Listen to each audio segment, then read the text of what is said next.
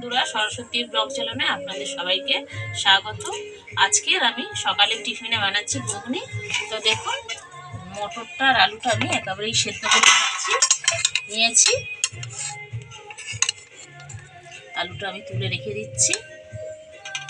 দেখুন, আমি এখানে শুধুই মটর দিইনি, এখানে কাবলি ছোলাও দিয়েছি। দুটো দিয়েই আমি ঘুগনি বানাবো। দেখতেই পাচ্ছেন কাবলি ছোলাও আছে। দেখুন, আমি এখানে তেল বসিয়ে দিয়েছি গ্যাসের মধ্যে। গ্যাসটা জেলে দিয়ে দিচ্ছি দুটো শুকনো লঙ্কা ফোড়নে, জিরে, আর দিয়ে দিচ্ছি একটা তেজপাতা, দিয়ে দিচ্ছি একটু পেঁয়াজ কুচি,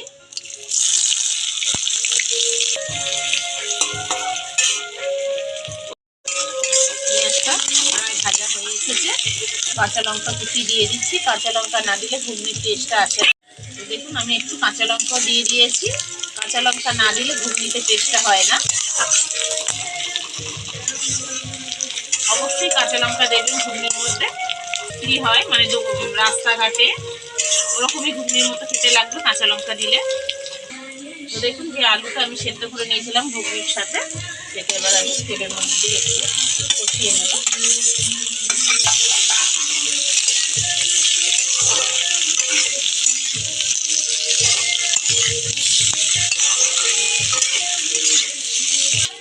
তো দেখুন, পরপর করে আমি মশলাগুলো দিয়ে দিচ্ছি।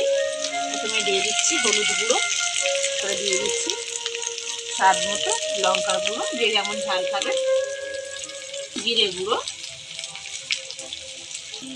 অবশ্যই আদা বাটা দিতে হবে। তো দেখুন, এবার আমি আদা বাটাটা দিয়ে দিচ্ছি।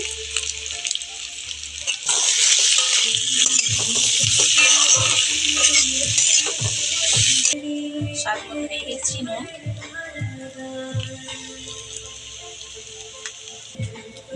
স্বাদ মতো 3-4 দানা একটু চিনি দিয়ে দিচ্ছি। দেখুন, এবারে আমার মশলাটা কষানো হয়ে গেছে। এবারে যে মটরটা আমি সেদ্ধ করে রেখেছিলাম সেটা দিয়ে দিচ্ছি।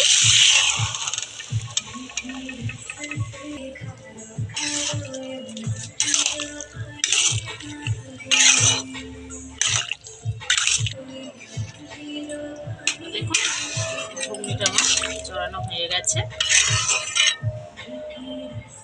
আজকে রবিবার, টিফিনে সবাই আমরা ঘুগনি খাবো। তো দেখুন, এখানে আমার ঘুগনিটা হয়েই এসেছে। এবার উপর থেকে ধনে পাতা দিয়ে দিচ্ছি।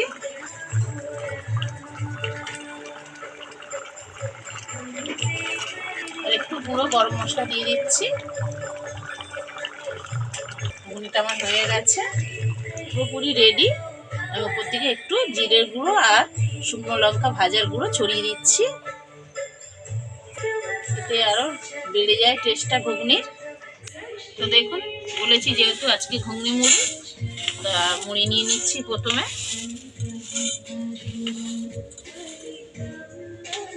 ঘুগনি